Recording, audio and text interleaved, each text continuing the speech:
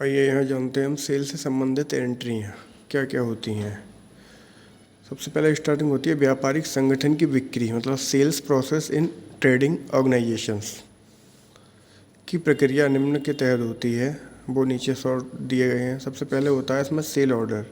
Cell order क्या होता है, डिलीवरी नोट क्या होता है, रिजेक्शन इन क्या होता है, सेल्स वाउचर क्या होता है।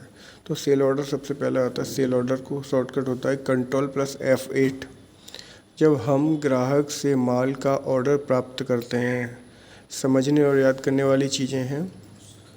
जब हम ग्राहक से माल का ऑर्डर प्राप्त करते हैं तो इस तरह की लेन देन की एंट्री हम इस वाउचर में करते हैं। किसमें? सेल ऑर्डर में। नेक्स्ट होता है डिलीवरी नोट। डिलीवरी नोट क्या होता है? इसका शॉर्टकट होता है Alt प्लस F8।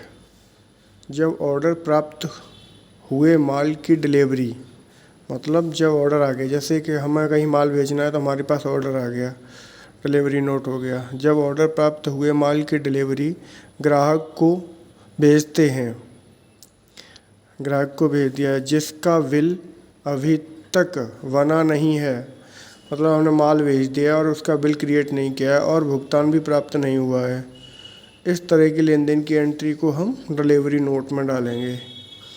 इसके बाद में आते हैं हम रिजेक्शन इन में। रिजेक्शन इन क्या होता है? शॉर्टकट होता है कंट्रोल प्लस F6।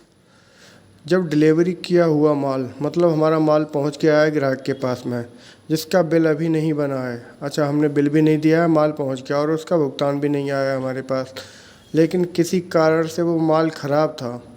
ख़राब होने के कारण ग्राहक द्वारा वापस कर दिया जाता है, माल वापस आ जाता है। इस तरह की एंट्री को हम रिजेक्शन नोट में दर्ज करेंगे। और लास्ट पॉइंट आता है सेल वाउचर। सेल वाउचर में तो सब लोग जानते ही हैं, जब हम कोई माल उधार किसी ग्राहक को बेचते हैं, उसका सेल बिल बनाते हैं, तो इस तरह के लेन देन की एंट्री सेल वाउचर में होती है।